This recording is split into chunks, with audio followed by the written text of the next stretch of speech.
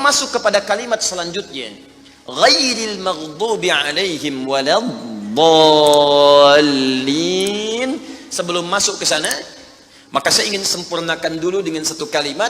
Jika sudah semua itu kita siapkan, model petunjuk dari Nabi, turunkan dari kalangan siddiqin. Siddiqin itu sederhana. Setiap Anda baca Quran, yakini, amalkan. Siddiqin tuh. Misal, saya mau baca dulu nih. Saya pengen jadi orang ikhlas, baca Al-Ikhlas. Misal, Qul huwallahu ahad, Allahus samad, lam yalid walam yakul lahu. Lihat terjemahannya, lihat keterangannya, yakini itu, jangan ragu. Dan praktekkan dalam hidup. Qul huwallahu ahad, katakan hanya Allah yang esa. Sudah, berarti jangan katakan yang lain-lain. Komit dengan tauhid itu. Komit dengan keislaman kita. Jaga betul dengan baik. Allahus samad, Allah tempat bergantung. Serahkan semua urusan kepada Allah.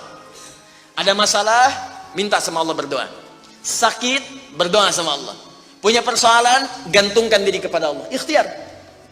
Itu ketika kita amalkan seperti itu, baru begitu saja, itu langsung turun sebuah keterangan dari Nabi sallallahu alaihi wasallam.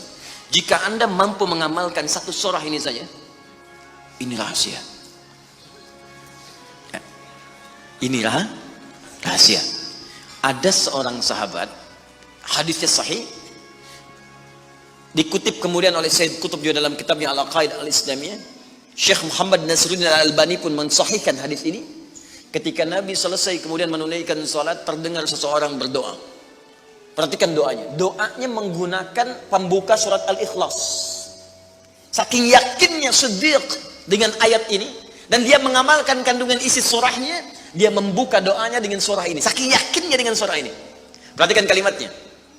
Allahumma ushhidu bi annaka antal ahadus samad, alladzi lam yalid wa lam yulad wa lam yakul lahu kufuwan ahad. Allahumma inni as'aluka an taghfira liya. Hadisnya sahih. Kata orang ini, ya Allah, saya menyaksikan, meyakini ya Allah, bahwa hanya Engkau satu-satunya Tuhan yang layak dipertuhankan dan disembah. Aku meyakini bahwa satu-satunya Engkau adalah Tuhan yang menjadi tumpuan dalam setiap permohonan. Engkau tidak beranak dan tidak diperanakan, dan tidak ada sekutu bagimu. Aku enggak minta banyak ya Allah, aku hanya mohon ampuni dosa-dosaku. Begitu selesai kalimat itu diucapkan, terdengar oleh Nabi. Apa keterangan Nabinya? Perhatikan kalimatnya. At-tadri bimadza du'i? Ya fulan, tahu enggak Anda itu baru mengucapkan kalimat apa tadi? Apakah engkau paham? Engkau baru mengucapkan kalimat apa tadi dalam berdoa? Kata orang ini, wallahu wa rasuluhu a'lam. Ya Rasul, saya enggak paham apa yang dimaksudkan kecuali Allah dan Rasul yang lebih mengetahui. Ini adab. Adab, walaupun gini, kalau Anda sedang mengerjakan sesuatu dan Anda paham dengan itu, kalau ada orang lebih pintar daripada kita, ustadz, ulama, apalagi nabi, nanya pada kita, maka adabnya bilang aja nggak tahu. Karena boleh jadi mereka memiliki hikmah yang belum sampai kita kepadanya. Kalau kita jawab, saya tahu ya Rasul, nggak akan nyampe kalimat nanti. Ya. Jadi kalau Anda sedang mengerjakan sesuatu, zikir misalnya, la ilaha illa anta subhanaka inni kuntu minadh dhalimin. Tanya ustaz, datang ustaz, masya Allah pak, zikirnya bagus banget. Tahu nggak maksudnya? Tahu, lewat tuh ustaz udah. Bilang aja belum ustaz, Allah Rasulullah alam. Oh begitu. Kalau belum kenapa dibaca? Ya saya pernah dengar saja, maka diterangkan. Begini maksudnya pak, begini. Anda dapat ilmu baru. Makanya sahabat seringkali kalau ditanya Rasulullah, bilangnya Allah Rasulullah alam. Allah Rasulullah alam. Supaya dapat ilmu baru. Itu diantara rumus di ilmu hadis. Nah, ini kadang-kadang orang kita sekarang sahabat bukan, tabiin bukan, tanya tahu semua. Bahkan saat ditanya buka Google dulu. Ya udah, ngapain ada ustaz? Allah wa Rasulullah alam. Maka apa jawab Nabi? Laqad da'uta bi asma'illahil a'zam. Di riwayat lain bismillahil a'zam. Idza du'iya biha ajab wa idza su'ila biha a'ta. Tahukah Anda? Kata Nabi, Anda baru saja berdoa dengan menyebutkan dengan yakin semua sifat-sifat Allah yang maha tinggi. Nama-nama Allah yang tertinggi. Nama Allah yang tertinggi, nama tauhidnya Al-Ahad, nama tertinggi. Karena dengan itulah nama ini Allah ditakdiskan, dikuduskan. Dengan nama ini Allah disembah, dan dengan nama ini Allah dipertuhankan. Kata Nabi, Anda baru berdoa dengan menyebutkan nama Allah yang paling tinggi. Yang kalau disebutkan nama itu di awal doa, maka semua doa yang disampaikan akan dikabulkan, semua permintaan akan dijawab. Tapi apakah semua orang yang membaca doa itu diawali dengan surah tadi akan dijawab? Belum tentu. Kalau tidak ada praktek sedikit dalam jiwanya. Orang dulu minta dijawab, orang sekarang sama kalimatnya. Usyhadu bi annaka antallahul ahad, as-samad, alladzi lam yalid wa lam yulad wa lam yakul lahu kufuwan ahad. Ya Allah, lancarkan rezeki saya. Tetap aja lambat dari atas. Kenapa? Karena inti ayat itu tidak dipraktekkan dulu. Diyakinkan dalam jiwa kita, benarkan ayat itu, amalkan, pakai dalam doa. Jadi, dan itu buktinya. Kemudian apa ciri orang yang akan cepat kemudian dirahmati oleh Allah dengan menjadikan 4 contoh yang kemarin sebagai model? Nabi, Siddiqin, Syuhada, satu lagi Salihin, orang yang mengumpulkan amal soleh. Ingat, semua Bapak Ibu sekalian, ingat kalimat ini. Saya perlambat sedikit. Bonus yang Allah berikan kepada orang yang menjadikan 4 ini sebagai model dalam kehidupan, bonus cepatnya, maka amalan yang ia kerjakan akan mempermudah doa dia dikabulkan. Tadi saya contohkan Siddiqin kan. Syuhada nggak usah ditanya. Orang-orang para syuhada itu bahkan sebelum wafatnya diberikan jalan-jalan kemudahan oleh Allah. Bahkan sebelum wafat kalau benar syahidnya, itu banyak doanya yang dikabulkan. Bukankah para ulama bagian dari mujahid fisabilillah? Berapa banyak para ulama yang mengangkat tangannya dikabulkan? Imam Ahmad bin Hanbal pernah lewat, kemudian ada seorang mengatakan, "Syekh, anak saya sakit, tolong doa kepada Allah." Kata Imam Ahmad, "Kamu ini doa-doa sendiri," katanya.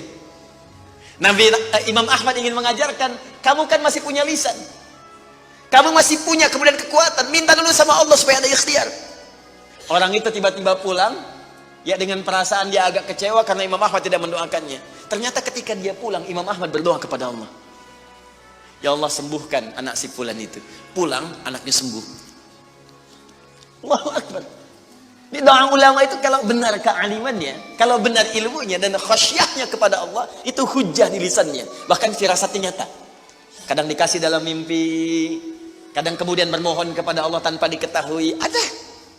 Solihin juga demikian. Bahkan turun Quran surah ke-5 ayat 35. Ya. Paling kanan sebelah bawah. Ya ayyuhalladzina amanu taqullaha wabtaghu ilaihil wasilah. Hai orang-orang beriman, tingkatkan terus takwamu kepada Allah dan jadikan takwa itu sebagai wasilah untuk meminta kepada Allah dari apa yang engkau inginkan. Dan kalau Anda cari takwa di Quran, bentuknya amal soleh. Tidak pernah kalimat takwa disebutkan dalam Al-Quran kecuali pada umumnya akan menyebut amal soleh. Contoh, kalimat takwa pertama langsung disebutkan orangnya di Al-Baqarah ayat 2. Dzalikal kitabu la hudal lil. Siapa mutakin orang takwa di sini? Sebutkan ayat 3 dan 4-nya. Alladzina yu'minuna bil ghaib wa yuqimunas. Lihat sini. Iman dulu. Iman, baru kemudian salat. Masih ingat di pertemuan lalu, sebuah amal menjadi soleh kalau didahului oleh apa? Iman. Di iman itu nggak akan dipisahkan dengan amal soleh. Ada iman, maka amal berubah jadi soleh. Dalilnya Quran surah ke-103. Walas innal insana lafi illa alladzina amanu iman wa amilus soleh. Amal soleh. Apa wujudnya amal soleh itu? Jadi rumus cepatnya begini. Iman akan melahirkan sebuah amal yang dengan sifat iman ini menjadi soleh. Kalau iman dipadukan dengan amal soleh, maka akan berubah menjadi takwa namanya.